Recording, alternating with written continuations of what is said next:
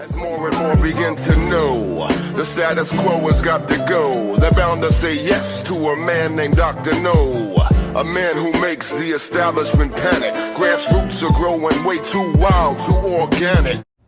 Don't worry, it's not foreign aid, it's corporate welfare. Faced with growing American frustration over more than $100 billion spent on a failed proxy war in Ukraine, President Biden's handlers have hit on a gimmick to convince us that this foreign aid is actually an investment in our own economy. In his recent television address, Biden explained that as we transfer more weapons to Ukraine, we then will build new weapons at home to replace them. That, explained Biden, means more American jobs and a stronger American economy. So Project Ukraine is not really about foreign welfare, but rather domestic corporate welfare for the military-industrial complex. Should that make us feel any better? There is no denying that this nearly 2-year Ukraine-Russian war has been a boon for the U.S. weapons industry. Profits at the military-industrial complex are back to record highs after a brief slump during the COVID scare. And the money that goes to the weapons manufacturers also saturates Washington, D.C. A little bit goes to the think tanks promoting war, another little bit goes to the political campaigns of candidates who promote war, and so on. As Connor O'Keefe reminds us in a recent article at the Mises Institute, the arguments that more war spending is good for the economy ignore the broken window fallacy, as first explained by French economist Frédéric Bastiat in his essay, That Which Is Seen and That Which Is Not Seen. In the tale, a shopkeeper has a window broken and must pay to have it replaced. The locals view the mishap favorably as they see the $50 for a new window to be a benefit to the glazier, which he will then spend, thus improving the economy as a whole. What is not seen, however, is what the shopkeeper might have done with that same $50 had he not been forced to replace a broken window. Perhaps he would have invested it in a way that created far more wealth and more jobs. Unfortunately, Biden is not alone in coming up with new gimmicks to enable Washington to operate in a business-as-usual manner. New House Speaker Mike Johnson has also been trying to convince us that sending money overseas is actually good for our own economy. Over the weekend, he appeared on Fox News to tell us that sending another $14 billion to the wealthy nation of Israel is Republicans trying to be good stewards of the taxpayers' resources. How's that? Well, he came up with the gimmick that they would cut $14 billion from the IRS and send it to Israel, said Johnson. Instead of printing new dollars or borrowing it from another nation to send over to fulfill our obligations and help our ally, we want to pay for it. What a concept. We are trying to change how Washington works? See the trick here.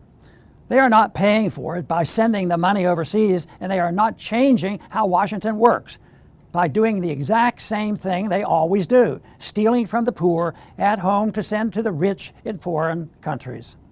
Instead of trying to trick Americans into thinking that foreign aid and corporate welfare are good for our economy, why not just stop breaking up all our windows? Just end all the foreign aid and corporate welfare. Thanks for listening.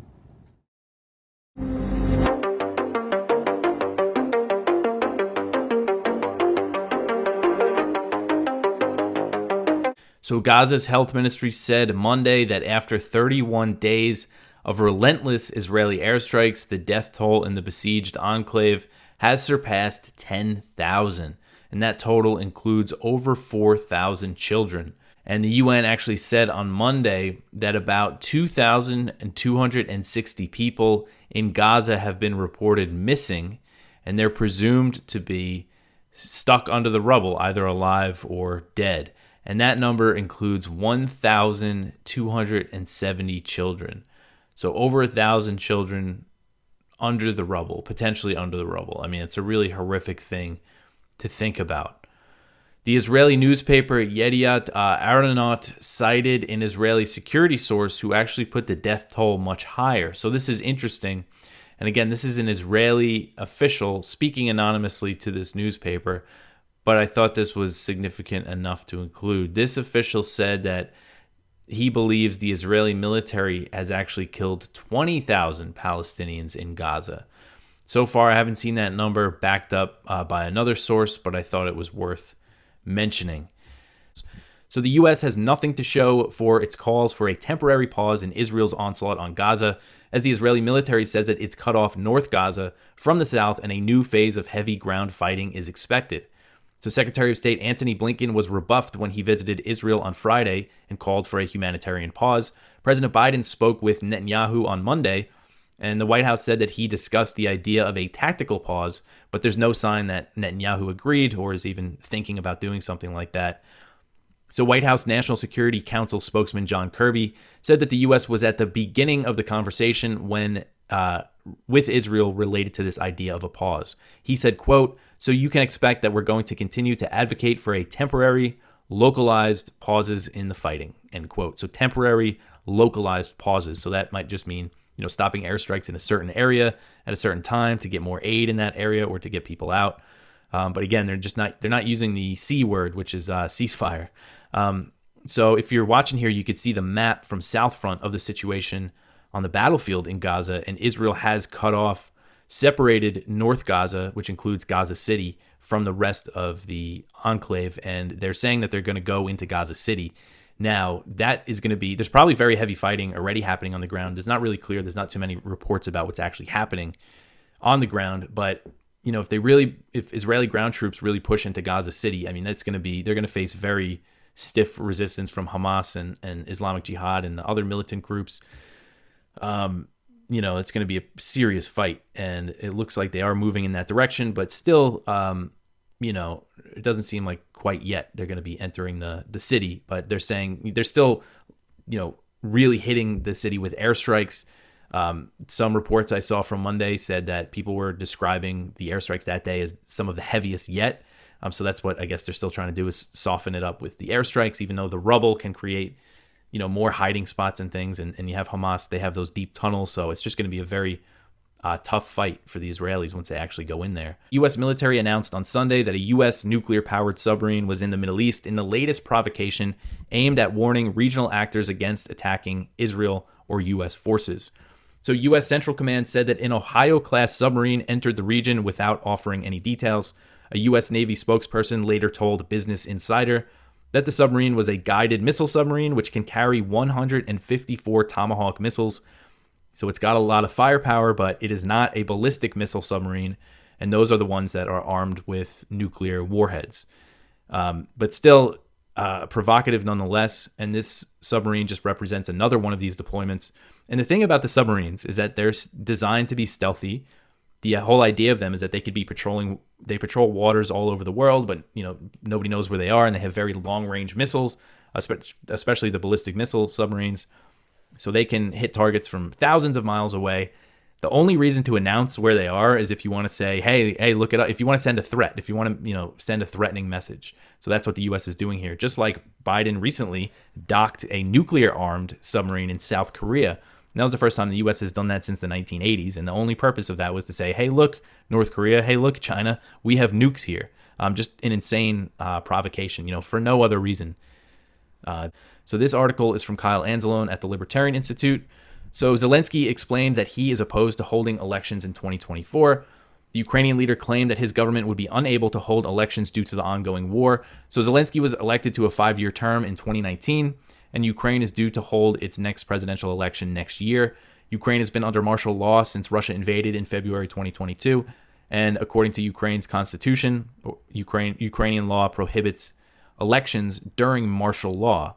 But Zelensky has actually previously said, if you give us enough money, we'll hold elections. He was saying he wanted the West to fund the elections. So it showed that there is flexibility when it comes to the law. But now he's basically saying, no, we're not going to have elections. He said, quote, "We all understand that now in wartime, when there are many challenges, it is utterly irresponsible to engage in topics related to an election in such a frivolous manner. We need to recognize that this is a time for defense, a time for battle, upon which the fate of the state and its people depend. I believe that elections are not appropriate at this time," end quote. So seems to be putting to bed the idea of holding an election. You run your mouth and I run my business, brother. You tell everybody I'm busted. You talk so much you got me disgusted. But you run your mouth and I run my business, brother. And so this was from the Wall Street Journal. We are not targeting Gaza's civilians on purpose. We have obligations to defend Israeli civilians. We're in a war with the aim that the brutal massacre of October 7th will never happen again, he said. And I feel like I keep hearing this argument of, well, our intended purpose is not to kill civilians. It's just not an excuse to me.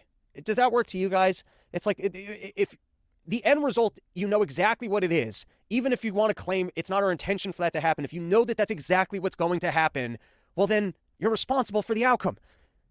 I haven't quite figured out the joke yet. I haven't quite figured out the angle, but I'm just like, this is nonsense. Can't you even define terrorism as not, our intention is not killing civilians, it's bringing world peace. That's what we're doing. When we engage in terrorism, our intended outcome is to crumble an empire by getting them into war, and so that the empire will fall and no longer be able to impose its evil will on other people. So our intended, while we would prefer not to have to kill civilians in order to bring about our version of world peace, we have no choice but to do it because we have no other way to fight an empire. I mean, can you explain away terrorism in the exact same way? We're not into killing civilians. That's not our intended. Well, and then you go, well, no, they are intentionally killing civilians in order to bring it about. It doesn't matter. You're still doing the exact same thing. To go, well, we're engaging war with these people with the intentions of ending the war and bringing peace. We have no choice but to kill the civilian. I don't even understand it. It's like a distinction that makes sense to these people that does not make sense to me at all. All right, let's continue with this. This is from, I believe, a different Wall Street Journal article. Israel's military said targeted and killed a senior Hamas commander, along with dozens of other fighters in a vast underground tunnel complex that imploded beneath the collapsed building. Israel's military spokesperson, Lieutenant Colonel Jonathan Conricus, said the commander, Ibrahim Biari, was a key player of the deadly October 7th attack in southern Israel, and Israel's bombs struck between buildings. We don't intend for the ground to collapse, he told reporters, but the issue is that Hamas built their tunnels there, and they're running their operations from there. I guess as long as it's not your intention, it's all about your intentions. They're very into like the spiritual over there and setting your intentions. And so, you know, if I rob someone and my intention is not to make them poorer, but just for me to be wealthier, then it wasn't my intention.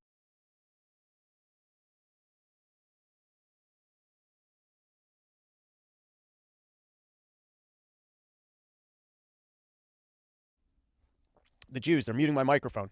All right, and now to give you guys a little bit more of the coverage of what's going on over there. This is the Biden administration has, for more than a week, called for a humanitarian pause that would enable aid to flow into the besieged territory and potentially facilitate the egress of foreign nationals and injured Palestinians. I think we need a pause, President Biden said. A humanitarian pause. That's the newest thing. Like Biden's just sitting around in the White House going, "Oh, time out, guys. You're killing a few too many of these people." What is a human? How do you take a humanitarian break, and then what? You get to go back to being inhumane? Like, guys, let's just have a moment of humanity here. Why don't we test that out? Why don't we just take a moment and see if, like, you know, guys, can we just have a weekend of humanity, and then you guys can return to being inhumane? I don't know how long I was muted for there before, but it's because I was making the best point I've ever made in my entire career. And so that's what happens sometimes when you make points that good, is you get muted. All right. Blinken tells Abbas he asked Israel to use smaller bombs on Gaza because everyone likes a compromise. You know, listen, we can't tell them not to kill people, but at least they, maybe with a little bit less of a splash, maybe they can use the smaller bombs when they're out there. That's what Blinken's out there doing in the Middle East right now. He's shaking hands with the Palestinians leaders, trying to, you know, de-escalate the situation. He's like, listen, I proposed a compromise of smaller bombs. We're going to work with the Israelis. We're going to try and take a humanitarian pause before they return to being inhumane. And then when they return to inhumane, maybe we can get them to use the smaller bombs. And then, of course, you know, while we're going, we don't support the killings of what's going on over there. What did we just approve? We just got a new funding bill for, let's see, the money, $14.3 billion.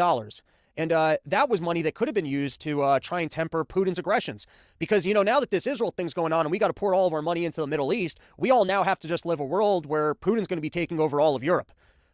Because remember, Ukraine was winning the war. Ukraine was doing great, right? They were winning the war. They just need a little bit more resources. But now that we need to fund what's going on in Israel, we're all just going to have to live with the fact that Putin's going to be taking over all of Europe. All right, and then this was from Vice President Kamala Harris. She was putting out this video talking about, today POTUS and I are announcing the country's first national strategy to counter Islamophobia.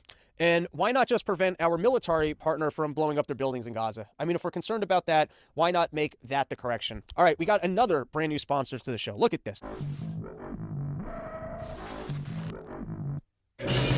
One thing you won't be deciding for yourself is whether or not to have a government in the United States of America that is not pro-war, because both the Republicans and Democrats are pro-Middle Eastern war, in particular with Iran. Now, Joe Biden, as you know, is already discussing ground troops in Gaza. And curiously, the idea of ceasefire or peace is now verboten, even to discuss it. Now, if you're a person that is affiliated with Palestine, I imagine you have extremely strong opinions about what's happening there now. And if you're a person with strong affiliations with Israel or Judaism or Islam and Palestine, like there's so many ways for you to be personally offended and affected by this. But I would say for the rest of us, perhaps what we could look at is peace, ceasefire, solutions, ways of ending this. Again, I can understand if you are Israeli and you're like, well, we can't possibly because Hamas wants to execute everyone. Or if you're Palestinian, this is unfair, they're carpet bombing. All of those things. How can I, a man from Grays, Essex, England, possibly pontificate on that? But I tell you what we can talk about is whether or not it's best for the West and America in particular to unilaterally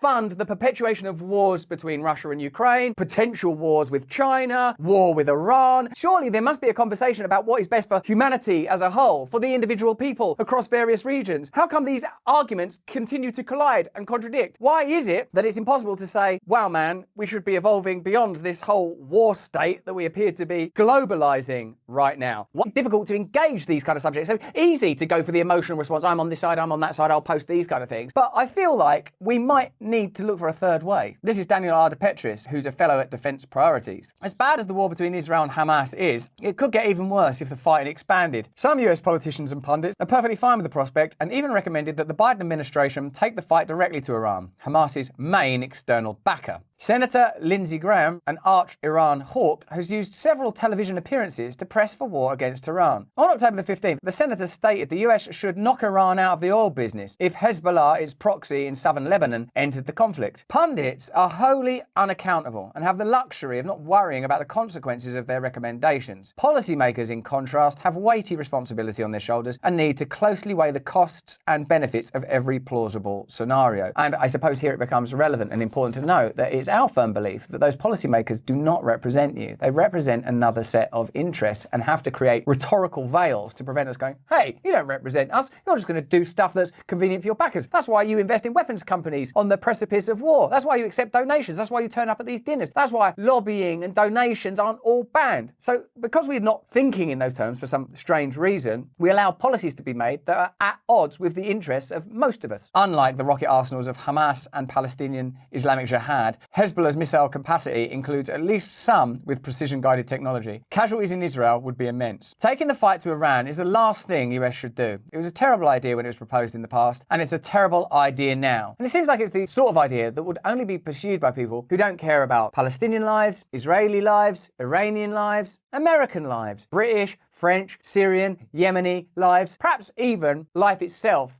outside of a very narrow set of parameters and a very narrow set of interests. Whatever such a unipolar and hegemonic perspective is, it is not advanced, it's not fair and just, it's not likely to lead to a better, more peaceful world. Think how at odds that assessment is with Joe Biden's almost ludicrously jingoistic proclamations on 60 Minutes. We're the United States of America, for crying out loud. We're America. I hear what you're saying, but what about the sort of escalation because of the accessibility of these precision missiles? America? Those three syllables are not going to be sufficient to help the people of Tel Aviv in the event that Hezbollah target them, which in this analysis becomes a possibility. And the heightened emotions caused by an appalling terror attack and an escalating ground war in a region that has been historically more troubled than any that I can even think of. All of these things have to be considered. And to be dismissive of the very idea of peace, or looking for a solution, or not immediately alloying yourself unquestioningly to one side, because one side has historically been oppressed and the other side has been subject to genocide. And there are so many religious reasons that either side can call upon. Otherwise, this conflict wouldn't be happening, I suppose. That if we allow politicians, policymakers, weapons manufacturers, global hegemonists, the kind of unipolar forces that exploited the pandemic in order to create profit, and if those voices prevail, if there isn't the introduction of nuance, conversation, uncertainty, doubt, inquiry, without those things, without the kind of Sturm and Drang and patriotism and bluster and simplistic online alliances that appear to define behind almost every issue these days, then the outcome is likely to be global war. It was already worrying that people were not advocating for peace between Ukraine and Russia because it's a situation that would inevitably lead to a nuclear conflict. Finding ways to mesh that together with this far more volatile situation in the Middle East is appalling and ridiculous. I don't think we should be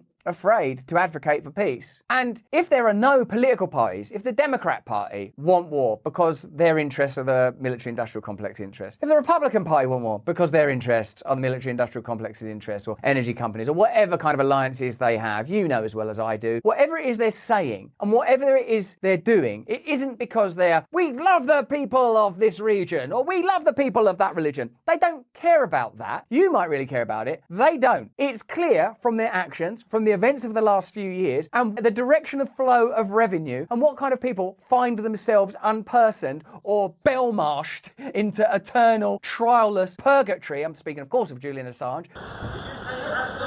That tells you what the trajectory of power is. And if this happens to align temporarily with your belief system, then I won't judge you. But if you're not personally, religiously, ethnically involved in this conflict, then I would say, and I pray that you agree with me, that we should be looking for ways to avoid the loss of human life, avoid damaging the planet, and avoid our shared and collective future. Because from the most desirable perspective, we do have a shared future. And if we abandon that perspective and just say, no, it's this tribe and that tribe, and you're either with us or against us, and even if you just don't ally yourself to one of these perspectives, you're out, then it's over. It's really, really actually over. And then we will have a regionalized, tribalized world because civilization will crumble as a result of escalating conflicts that will ultimately become nuclear, I suppose. I mean, that's certainly one solution, and one that perhaps we should be working together to avoid. Can we at least agree on that? The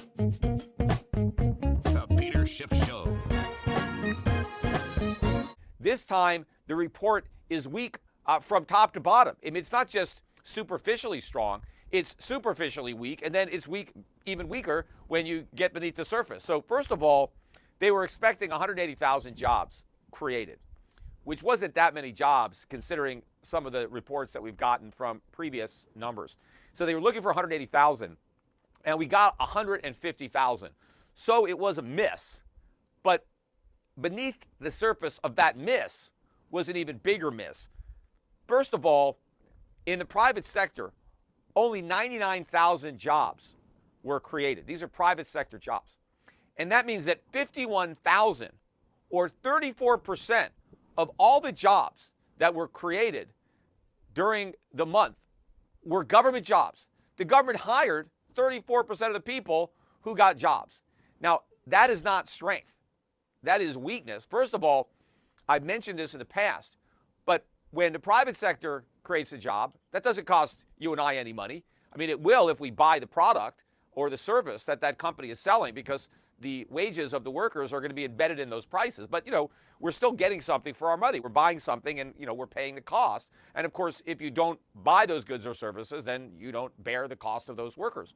But when the government hires somebody, particularly the federal government, everybody is going to bear that burden. There is no profit-generating enterprise to absorb the costs. How does the government pay for new hires? Well, out of its tax revenue. Although now it's not out of tax revenue, it's out of new borrowing, because the government is borrowing all the money to pay these workers, which is going to mean higher interest rates and more inflation. If you go back, and I wrote this number down, since April of 2003, according to the government, 1.234 million jobs were created, but only 191 more people actually were working.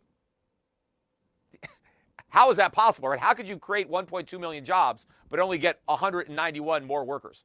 Because the jobs went to people who already had jobs. So we don't have new people in the workforce. We just have people in the workforce working more jobs. And again, I've explained in the past, that is a sign of weakness, not strength.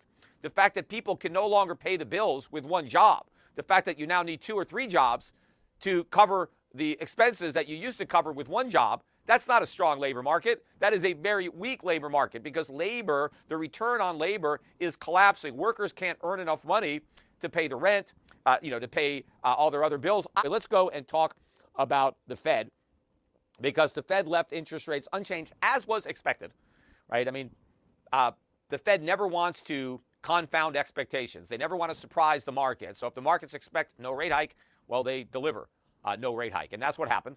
And during his prepared remarks, before he took the Q&A, Powell once again talked about the economic hardships that inflation is creating. He acknowledges that. He always uses the word hardship.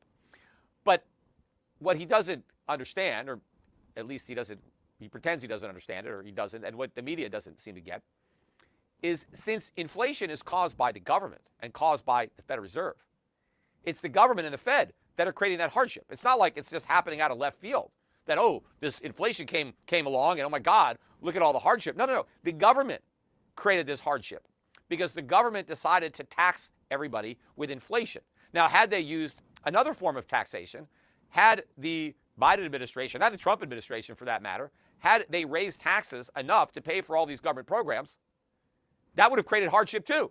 Families would be struggling under the burden of crushing taxation. So because the government decided to tax them through inflation as opposed to through the income tax or the payroll tax, the hardship that is being created is because of government, right? It's not just something that's happening by happenstance. And, oh, the government is running to the rescue because this horrible inflation has descended on us and is causing all this hardship. The government is the source of the hardship. Inflation is just the mechanism by which the government is delivering that hardship. Now, he also, again, he reiterated that the Fed's goal is price stability, that we're going to restore price stability. But no one ever says, why? What's so good about price stability? Why is that the goal? I mean, what about lower prices? Because price stability, the way a normal person would define it, is prices stay the same. Well, I'm a consumer. I'd rather have prices go down than prices remain the same. So what if prices went down 1% a year or 2% a year? Why is that so bad? Why does the Fed have to replace that with stability? Now, again, what the economists will tell you is, that would be a disaster because people will stop consuming because nobody's going to buy anything if they think they can get it 1% cheaper next year, which is nonsense on its face. I mean, why am I the only one that actually, calls this BS out? I mean, think about it. Let's take food, for example. Let's say you think that the price of food is going to be 1 or 2% cheaper next year. Are you going to wait? Are you going to starve yourself while you're waiting for food prices to come down 1 or 2%? No, you're going to eat when you're hungry and you're going to pay whatever the price is. Now, as a consumer, if somebody asks me, hey, Peter, when you buy your food next year, would you rather it be 1 or 2% cheaper or 1 or 2% more expensive? Well, I'd rather it be cheaper. Of course. I'd always rather buy stuff for less money because, if my food was cheaper, I'd have more money left over to buy something else. But if food goes up in price, well, then I can't buy something else because I got to spend that money on food. So we don't really need price stability. It's kind of a BS goal. But we don't even have a goal of price stability because the way the Fed defines price stability is prices that go up every year by 2%. Well, there's nothing stable about that other than the rate of increase, but something is not stable if it's going up. So the Fed says that its mission is that the cost of living go up 2% every year. So they don't want stable prices. They want prices that rise in a predictable manner. And what Powell admitted was that we're nowhere near our goal. He said, inflation is way above our 2% target, and there's a long way to go before we can get inflation back down to 2%, right? So that, and he's been saying that, but even though we're down to whatever 3.5, he's still saying it's a long process. It's going to take a long time, and he's underestimating it. Waiting for inflation to go to 2% is going to be like waiting for Godot. It's never going to happen. And in fact, as I said earlier, based on what I'm seeing in the foreign exchange markets, we've already bottomed in inflation, and we're heading up.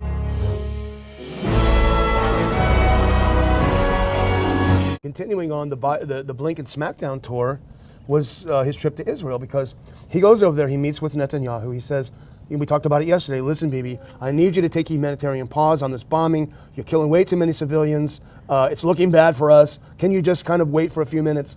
And Netanyahu says, no, forget it, take a hike. And so then Blinken comes back and says, well, and actually you can put up this next clip if you get over there. So then he says, he also says, we also know that Israel cannot reassume control and responsibility for Gaza. It's important to note that Israel has made it clear that it has no intention or desire to do that. And if you go forward, and then literally the next day he says, Netanyahu says, we're going to control it indefinitely. So Blinken goes over there and says, Israel has no intention of controlling Gaza. Don't worry. The next day, Netanyahu says, we're going to control Gaza. So he's literally almost invisible at these places he goes to. Yeah, and well, at least the clout of the United States is practically invisible. It's being diminished, and that's a heck of a way to get a plus. You know. But no, I think since we don't believe in empire, we don't believe in force and violence in order to bring about one's idea about what the world should be like. And if there is a struggle, it should be dealt with the people most involved. So if there's a struggle, matter of fact, in a way, it was much more independent under the Levant, where every country and the Jews and nobody wants to talk about it. But when it was government, because a lot of people lived in 4 or 5 different countries. The Jews lived there. There were Muslims living there, and people describe. It was so different. Yeah. There wasn't this antagonism. It's the globalist approach to government, and this was attempted and introduced. This whole thing was introduced way back in 1917. But then after World War II, we finally got our United Nations going. The United Nations, accelerated the conflict in the Middle East. It said, "Oh, we'll teach those Americans." And Truman says, yeah, this whole idea about declaring war, we don't need to do that. But the globalist approach to this and the invitation to get control of the international, organization has led to this. But because we had the seeds of an empire, we jumped at the opportunity. And you know what? If you ever said what I just said in public, what you are is you're un-American. You don't care. You don't care about real freedom. We're going to, because you guys would just lead to a lot of chaos and anarchy. Well, if you want to see anarchy, go visit San Francisco and L.A. and a couple other cities. He went to Turkey. He wanted to meet with Erdogan. Put this next clip up. He wanted to meet with Erdogan. Go forward one. And this is Sprinter X on Twitter posted this from the Figaro, the big French conservative newspaper. Erdogan has closed his door on Blinken. U.S. Secretary of State Anthony Blinken had hoped in vain for a meeting with President Recep Tayyip Erdogan. As a result, he had to be content with communicating with Foreign Minister Fidan and fly away a few hours. So he rolls in. No one meets him at the airport. We talked about that yesterday. It's like the third in command of the public works services or whatever comes to meet him. He gets there. He wants to meet with President Erdogan. He says no. Erdogan is up there in Ankara hanging out. Doesn't want to meet with him. And in fact, Craig Murray, who was the British ambassador to Kyrgyzstan, I believe it was, he had a tweet on it. If you go to the next one about what happened, he recognized. He says, in terms of diplomatic practice, Turkey's decision not to greet Blinken at the airport and not to see him off there is a very strong rebuke. In 22 years as a diplomat, I never saw such a precedent. So that is incredible. I won't read the last part, sort of funny, but go to the next one. And here's it. While he was there, they were actively trolling him. Now here's a picture of him sitting with the foreign minister. Diplomatic insult. Turkey trolling U.S. Secretary Blinken during the visit. Ankara placed a replica of the Al-Aqsa Mosque on the table next to Blinken during his meeting with the Turkish foreign minister, forcing Blinken to have his photo taken next to it for all the world to see. That is so clearly symbolic, and you can see how awkward Blinken is looking sitting next to a replica of the Al-Aqsa Mosque. So anyway, that kind of takes care of his trip to the Middle East. That doesn't bode well for a good outcome. Yeah. Iraqi prime minister meets with Iranian leadership and praises Hamas one day after meeting with Blinken. So go to the next one. So Blinken rolls into town. He has a little visit with the Iraqi prime minister and says, hey, here's what we need you guys to do. You got to crack down on these people shooting rockets into our bases. You gotta don't be so one-sided toward Iran. You gotta do all these things. And al-Sudani says, sure. The Iraqi prime minister says, sure, whatever. As soon as Blinken leaves, he calls up his buddies over in Iran and says, hey, let's get together. You're not gonna believe what Blinken was trying to tell me to do. I mean, it's almost comical. Yeah, the big question is, do they have a strategy? Yeah. And if they do, where's their brain? Which goes on and on. But the tragedy is the world has gone through this type of thing many, many times, and it always ends badly most of the time. And that is that they just run out of people to kill, and they run out of ammunition. But now it's unique. They run out of ammunition, so they use up ours, and then we have to, replenish our weapons. At the same time, we're out of money. But it's the age of fiat. There's the biggest con job in the history of mankind has been the fiat ability of our dollar running the empire, which is coming to an end, and that's another thing that's thrown in there. And but it's also helping to wake up the American people. You know, they're saying, why are we doing this? And we have more and more of the conservative progressives saying, you know, how many more dollars do we have to send into Ukraine? And now we have resistance even to sending money to Israel for various reasons. And there will be a limit, but it won't be because people have become more moral. I think they're running out of the ability. They're running out of soldiers, and they're running out of money to buy weapons, and that doesn't guarantee peace, but it gives an opportunity. If that's what's happening and they can't afford this war, we better start talking a lot more about understanding what non-intervention is. And they say, oh, that could lead to chaos. I think we have a little bit of chaos here now with interventionism. Yeah.